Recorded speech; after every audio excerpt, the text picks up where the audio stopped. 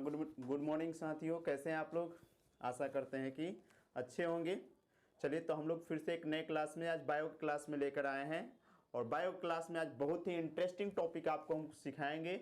और ये टॉपिक न केवल क्लास 12 के लिए ही बल्कि क्लास 11th में भी पढ़ना है, क्लास 12 में पढ़ना है और आपको कंपटीशन के दृष्टि से भी ये बहुत ही इम्पोर्टेंट टॉपिक है। और वो टॉपिक है पुष्प के बारे में आज जानना है। लगातार यहाँ से देखा गया है कि क्वेश्चंस जो है हमेशा, चाहे वो बोर्ड का एग्जाम हो या फिर कंपटीशन का एग्जाम हो, यहाँ से क्वेश्चन पूछते ही पूछते हैं। तो आज हम इस टॉपिक को इस तरीके से पढ़ेंगे ताकि कंपटीशन में पूछे या फिर बोर्ड में पूछे, हर तरह से अगर जहाँ भी क्वेश्चन पूछे या फिर आपको किसी को समझाना है तो आज के टॉपिक को पढ़कर और आप उसका लाभ उठा सकते हैं। चलिए, तो हम लोग टॉपिक शुरू करते हैं। सबसे पहले हम लोग जानेंगे कि पुष्प क्या है, पुष्प किसे कहेंगे, इसके बारे में हम लोग जान लेंगे कि पुष्प होता क्या है। तो पुष्प जो होता है प्ररोह का रूपांतरित भाग होता है। किसका रूपांतरित भाग होता है? पुष्प जो होता है प्ररोह का रूपांतरित भाग होता है। अब बहुत सारे विद्यार्थी इसमें कंफ्यूजन करेंगे कि सर प्ररोह क्या होता है। तो तने वाले भाग को, वह भाग जहां से तना निकलता है उस भाग को हम लोग क्या कहते हैं? प्ररोह कहते हैं। ऐसे भी कह सकते हैं कि पुष्प जो है वह पौधे का जनन अंग है। पुष्प जो है पौधे का क्या है? जनन अंग है। तो पुष्प का एक छोटा सा परिभाषा आप नोट कर सकते हैं कि पुष्प क्या है। तो पुष्प जो है पौधे का जनन भाग होता है, या फिर ऐसे भी कह सकते हैं कि पुष्प जो होता है प्ररोह का रूपांतरित भाग होता है। ठीक है। दूसरी बात इसमें हम लोग जानेंगे कि पुष्प के जनन अंग, पुष्प के जनन अंग को कितने भागों में बांटा गया है। तो पुष्प के जनन अंग को दो भागों में बांटा गया है। पहला है सहायक जनन अंग और दूसरा है मुख्य जनन अंग। पहले भाग को हम लोग क्या कहेंगे? सहायक जनन अंग, और दूसरे भाग को हम लोग क्या कहेंगे? मुख्य जनन अंग। एक बात और याद रखेंगे कि पुष्प जो होता है हमेशा आवृत बीज पौधे वाले में ही पाया जाता है। पुष्प हमेशा किस में पाया जाता है? आवृत बीज पौधे वाले में ही प्राय पाया जाता है। ठीक है, याद रखेंगे। और अब क्वेश्चन ये मन में उठ रहा होगा कि सर आवृत बीज पौधे क्या होते हैं? तो ऐसे बीज जिनके ऊपर, बीज के ऊपर कवर होता है उसको कहते हैं आवृत बीज पौधा। ठीक है, और उसमें ही यह पुष्प लगते हैं। ठीक है, और पुष्प जो होते हैं जनन अंग होते हैं। और पुष्प के जनन अंग को कितने भागों में बांटा गया है? तो याद रखेंगे कि दो भागों में बांटा गया है। कितने भागों में बांटा गया है? दो भागों। पहला को हम लोग कहेंगे सहायक जनन अंग और दूसरा को कहेंगे मुख्य जनन अंग। ठीक है, अब देखते चलेंगे कि सहायक जनन अंग को कितने भागों में बांटा गया है। तो यहां पे देख रहे हैं कि सहायक जनन अंग को दो भागों में बांटा गया है। पहले भाग को हम लोग दलपुंज कहेंगे, इंग्लिश में इसको कोरोला कहते हैं। क्या कहते हैं? कोरोला। ठीक है, और दूसरे भाग को बाह्यदल पुंज कहेंगे। दूसरे भाग को हम लोग क्या कहेंगे? बाह्यदल पुंज। इसको फिगर में भी हम लोग देखेंगे और ऐसे भी समझ लेंगे। सहायक जनन अंग, कोई पूछेगा या आपसे समझाना चाहते हैं कि सहायक जनन अंग क्या होता है, या पहले ये समझ लें कि जनन अंग क्या होता है। तो जनन अंग वे भाग होते हैं जो नए संतति की उत्पन्न करते हैं। तो जनन अंग दो प्रकार के होते हैं, एक होता है सहायक जनन अंग और एक होता है मुख्य जनन अंग। ठीक है, तो सहायक जनन अंग किसे कहेंगे? तो उसका डिफिनीशन आप लिख सकते हैं। सहायक जनन अंग किसे कहते हैं? तो ऐसे जनन अंग जो वास्तविक रूप से या सीधे रूप से भाग जनन में की क्रिया में नहीं लेते हैं, लेकिन सहयोग करते हैं उस पार्ट को या उस भाग को या उस जनन अंग को हम लोग क्या कह सकते हैं? तो सहायक जनन अंग कह सकते हैं। अर्थात कहने का मतलब यह हो गया कि दलपुंज और बाह्य दलपुंज ये दोनों जो है जनन की क्रिया में भाग नहीं लेगा, डायरेक्ट रूप से यह भाग नहीं लेगा, लेकिन यह दोनों ही जनन की क्रिया में सहायता जरूर करेगा। तो इस दोनों को हम लोग क्या कहेंगे? तो सहायक जनन अंग कहेंगे। आ गया होगा समझ में कि सहायक जनन अंग किसे कहेंगे? एक बार फिर से समझ लीजिएगा। सहायक जनन अंग वे अंग होते हैं जो जनन की क्रिया में सीधे रूप से भाग न लेकर उनमें जनन की क्रिया में सहयोग करते हैं। उस प्रकार के अंग को हम लोग सहायक जनन अंग कहते हैं। चलिए दूसरा देखते हैं, मुख्य जनन अंग। मुख्य जनन अंग क्या होता है? तो मुख्य जनन अंग जो होता है, यह मुख्य जनन अंग जो होता है यह मुख्य रूप से जनन की क्रिया में भाग लेता है। ठीक है, जनन की क्रिया में कौन सा भाग लेता है? मुख्य जनन अंग, याद रखिएगा, मुख्य जनन अंग या डायरेक्ट रूप से जनन की क्रिया में भाग लेता है। ठीक है, तो यहाँ पे देख लिए सहायक जनन अंग और यहाँ पर देख लिए मुख्य जनन अंग। अब मुख्य जनन अंग कितने प्रकार के होते हैं तो ये भी देख लेंगे। मुख्य जनन अंग पुष्प में भी दो प्रकार के होते हैं, एक होता है पुमंग और एक होता है जायंग। इंग्लिश में इसको एंडोर्सियम कहेंगे पुमंग को, और जायंग को हम लोग जाइनोसियम बोलेंगे। क्या बोलेंगे? जाइनोसियम। ठीक है, याद रखेंगे। मुख्य जनन अंग भी दो प्रकार के हो गए और सहायक जनन अंग भी दो प्रकार के हो गए। सहायक जनन अंग कितने प्रकार के हो गए? दो प्रकार के हो गए, एक दलपुंज होगा, दूसरा बाह्य दलपुंज होगा। उसी प्रकार मुख्य जनन अंग कितने प्रकार के हो गए? दो प्रकार के हो गए, एक पुमंग हो गया और एक जायंग हो गया। सहायक जनन अंग अगर देखा जाए तो यह मुख्य रूप से वास्तविक रूप से डायरेक्ट रूप से भाग नहीं लेता है, लेकिन मुख्य जनन अंग जनन की क्रिया में वास्तविक रूप से भाग लेता है। चलिए, तो क्वेश्चन आपसे एग्जाम में कैसे पूछता है कि निम्न में कौन एक मुख्य जनन अंग का भाग है, और इन चारों में से या फिर इनमें से कोई एक दे देगा और अलग अलग ऑप्शन दे देगा। तो अगर मुख्य जनन अंग का भाग पूछ रहा होगा तो पुमंग और जायंग में से कोई एक ऑप्शन होगा, उसको मार सकते हैं। अगर सहायक अंग पूछ रहा होगा तो दलपुंज और बाह्य दलपुंज, ये सहायक अंग है, मुख्य जनन अंग नहीं है। तो ये कितना बार एग्जाम में, आपके बोर्ड के एग्जाम में पूछा गया है, क्लास 12 के बोर्ड में, और यहां तक कि कंपटीशन में भी इस तरह के क्वेश्चन पूछे जाते हैं। तो कंपटीशन के व्यू से भी इसको याद करके रखेंगे और बोर्ड के हिसाब से भी इसको याद करके रखेंगे। चलिए आगे हम लोग बढ़ते हैं। अब इसको फिगर में देख लेते हैं कि ये सहायक जनन अंग की पुष्प में कहां कहां होते हैं। देखिए, कोई भी पुष्प अगर हम ले लेते हैं तो उनको ये वाला भाग देखिएगा, जो फूल होता है, फूल का बाह्य वाला, फूल का जो कलर वाला भाग होता है ना, तो उसको हम लोग कहते हैं दलपुंज। जैसे मान लेते हैं कि गुलाब वाला फूल हो गया, ठीक है, तो गुलाब में जो रेड कलर वाला भाग हो गया तो उसको हम लोग क्या कहेंगे? दलपुंज कहेंगे। उसको हम लोग क्या कहेंगे? दलपुंज कहेंगे। और गुलाब के नीचे वाला देखिएगा हरा हरा पत्ती होता है, उस पत्ती वाले को हम लोग क्या कहेंगे? बाह्य दलपुंज कहते हैं। क्या कहेंगे? बाह्य दलपुंज कहते हैं। अब यहाँ पे फिगर के द्वारा समझ लीजिएगा, जैसे ये पुष्प हो गया तो ये पुष्प वाले भाग, ये जो पुष्प वाला भाग है उसको हम लोग क्या कहेंगे? तो उसको हम लोग दलपुंज कहेंगे। क्या कहेंगे? दलपुंज कहेंगे। अब बाह्य दलपुंज को फिगर में देख लीजिएगा, बैगन या टमाटर या कोई भी ऐसा ले लेते हैं तो उसके ऊपर देखते हैं कि हरा कलर का ऐसे जो है दिखाई देता है, वह क्या हो जाता है? तो वह हो जाता है बाह्य दलपुंज हो गया। ठीक है, तो पुष्प में हम लोग देख लेंगे कि हाँ बाह्य दलपुंज कौन होगा और दलपुंज कौन सा होगा। ठीक है, आशा करते हैं कि ये दोनों बातें समझ में आ गई कि दलपुंज क्या होता है और बाह्य दलपुंज क्या होता है। ठीक है, इसको हम लोग पंखुड़ी भी कहते हैं। इन दोनों के अगर सिंगल भाग को ले लिया जाए तो उसको हम लोग पंखुड़ी भी कहते हैं। अगर पुष्प के एक दलपुंज का कोई एक भाग ले लेते हैं, मान लेते हैं, यहाँ पर देखिए, यहाँ पे हम बनाए हैं फिगर को, समझिएगा, केवल एक वाला भाग ये केवल ले ले हम, तो इसको हम लोग पेटल भी कहते हैं। क्या कहते हैं? पेटल भी कहते हैं। इंग्लिश में इसको पेटल भी कहते हैं। और इस पूरे समूह को हम लोग दलपुंज कहेंगे, इंग्लिश में इसको कोरोला बोलेंगे। और जब यह सिंगल रूप में रहे, केवल ये वाला भाग रहे, एक पंखुड़ी रहे, है ना, तो इसको हम लोग पेटल बोलेंगे। क्या बोलेंगे? पेटल बोलेंगे। उसी प्रकार बाह्य दलपुंज में देखिएगा, बाह्य दलपुंज में यह समूह, यह पूरे बाह्य दलपुंज के समूह को हम लोग इंग्लिश में कैलक्स बोलेंगे, लेकिन इस वाले पंखुड़ी को, सिंगल वाले पंखुड़ी को हम लोग सेपल बोलेंगे।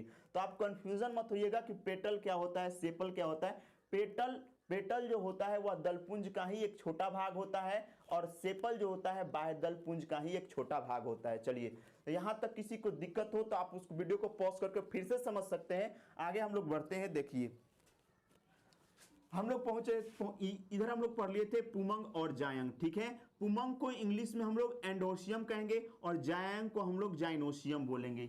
ठीक है, समझ में आ रहा होगा। और ये दोनों ही मुख्य जनन अंग है, अर्थात वे जनन अंग जो जनन की क्रिया में डायरेक्ट रूप से या वास्तविक रूप से भाग लेते हैं, उसको हम लोग क्या कहेंगे? तो उसको हम लोग मुख्य जनन अंग कहेंगे। ठीक है, और ये दो प्रकार के हो गए, पुमंग और जायंग। इस तरह से कोई आपसे क्वेश्चन पूछ सकता है कि पुष्प के मुख्यतः कितने भाग होते हैं, तो हमारा जवाब क्या रहेगा? पुष्प के मुख्यतः 4 भाग होते हैं। कौन कौन होते हैं? एक देख लीजिएगा, दलपुंज, दूसरा बाह्य दलपुंज, तीसरा पुमंग और चौथा जायंग। ठीक है, तो पुष्प के मुख्यतः 4 भाग हो गए। कौन कौन? दलपुंज, बाह्य दलपुंज, और उसके बाद पुमंग, और उसके बाद जायंग। अब ध्यान से देखेंगे पुष्प में पुमंग कहां होता है और उसके बाद जायंग क्या होता है। देखिए फिगर में, ये वाला फिगर देखिए, ये वाला जो भाग है, ये वाला भाग ठीक है, ये वाला भाग, इस वाले भाग को हम लोग जायंग कहते हैं, जायंग कहते हैं, ठीक है। और ये वाला भाग जो है पुमंग कहलाता है, पुमंग कहलाता है, ठीक है। तो याद रखेंगे कि पुष्प, ये वाला भाग पुष्प में जब दिखाई देता है तो ये जायंग कहलाएगा, और ये बहुत सारे जब ऐसे रहते हैं तो उसको हम लोग क्या कहेंगे, पुमंग कहेंगे, याद रखिएगा। और ये दोनों ही मुख्य जनन अंग है, दोनों ही मुख्य जनन अंग है। अब ध्यान देने वाली बात एक और है कि पुमंग जो है पुष्प का नर भाग कहलाता है। पुमंग किसे कहेंगे, तो पुष्प के नर भाग को हम लोग पुमंग कहते हैं, पुष्प के नर भाग को क्या कहते हैं, पुमंग कहते हैं। उसी प्रकार पूछा जाएगा कि जायंग क्या होता है, तो पुष्प के मादा भाग को हम लोग जायंग कहते हैं, याद रहेगा। आशा करते हैं कि आपको याद रहेगा कि पुष्प के मादा भाग को हम लोग क्या कहेंगे, जायंग कहते हैं। अब आगे बढ़ते हैं हम लोग अगले क्वेश्चन के तरफ। पुमंग जो होता है, पुमंग जब सिंगल रूप में हो, किस रूप में हो, सिंगल रूप में हो, जैसे यहां पे देखिएगा, जब यह समूह में है तो उसको पुमंग कहेंगे, और इसमें से किसी एक को ले लेते हैं तो उसको हम लोग पुनकेसर कहते हैं। तो पुमंग जो है पुनकेसर का सम्मिलित रूप है, यानी जब बहुत सारे पुनकेसर एक साथ रहते हैं तो उसको हम लोग पुमंग कहेंगे, ठीक है। और उस पुमंग में से किसी एक भाग को निकाल लेंगे तो उसे हम लोग क्या कहेंगे, पुनकेसर कहेंगे। और पुनकेसर को इंग्लिश में हम लोग कहते हैं स्टेमेन कहते हैं, ठीक है, याद रखेंगे स्टेमेन। तो अगर क्वेश्चन दो तरीके से पूछ सकता है कि निम्न में कौन एक नर जनन अंग है, तो पुमंग या पुनकेसर दोनों में से कोई दिया रहे तो ये दोनों ही नर जनन अंग है। उसी प्रकार स्त्री केसर में यहां पे जायंग में समझेंगे, जायंग में भी जब बहुत सारे स्त्री केसर एक साथ होते हैं तब उसको हम लोग जायंग कहते हैं। और यह फूलों का मादा भाग होता है, और इसमें से कोई एक इकाई ले लेते हैं तो उसको हम लोग स्त्री केसर कहते हैं। यानी स्त्री केसर या जायंग दोनों ही पुष्प का मादा भाग है, जब यह सिंगल रूप में रहता है तो इसको स्त्री केसर कहते हैं। चलिए आगे, स्त्री केसर को हम लोग इंग्लिश में क्या बोलेंगे, तो कार्पेल बोलते हैं। क्या बोलते हैं इसको, कार्पेल बोलते हैं। उसी प्रकार पुनकेसर को क्या बोलते हैं, स्टेमेन बोलते हैं, ठीक है। ये नर भाग हो गया और ये मादा भाग हो गया। आगे हम लोग पढ़ते हैं कि पुनकेसर के मुख्यतः कितने भाग होते हैं, ठीक है। तो पुनकेसर के मुख्यतः 3 भाग होते हैं, ध्यान दीजिएगा। पुनकेसर के मुख्यतः कितने भाग होते हैं, तो 3 भाग होते हैं। पहला होता है परागकोश, दूसरा होता है योजी, और तीसरा होता है पुतंतु, ठीक है। तो यहां से देखिए कि पुनकेसर के कितने भाग हो गए, तो 3 भाग हो गए। पहला कौन सा हुआ, परागकोश हुआ, दूसरा कौन सा हुआ, योजी हुआ, तीसरा कौन सा हुआ, पुतंतु हुआ। अब इसमें से किसी एक को हम लेकर देखिएगा, यहाँ पे तो थोड़ा सा मिटा देते हैं, किसी एक को ले लेते हैं,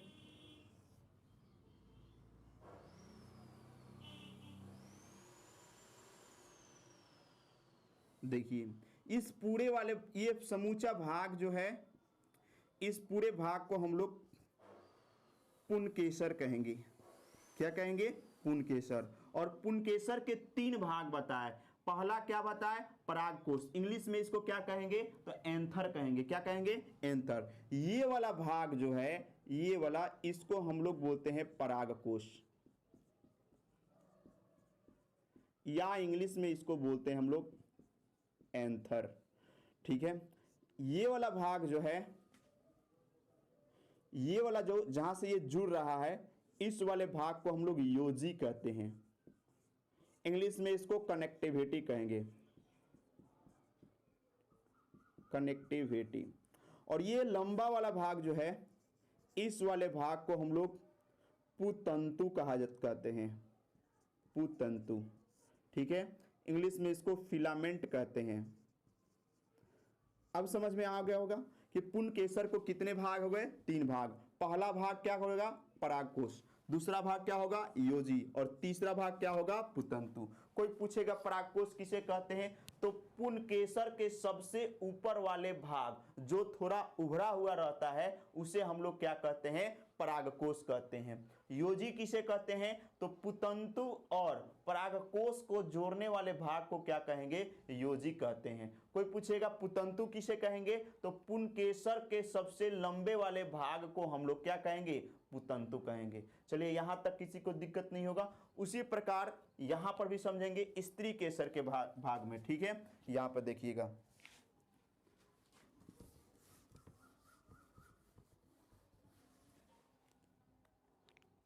स्त्री केसर,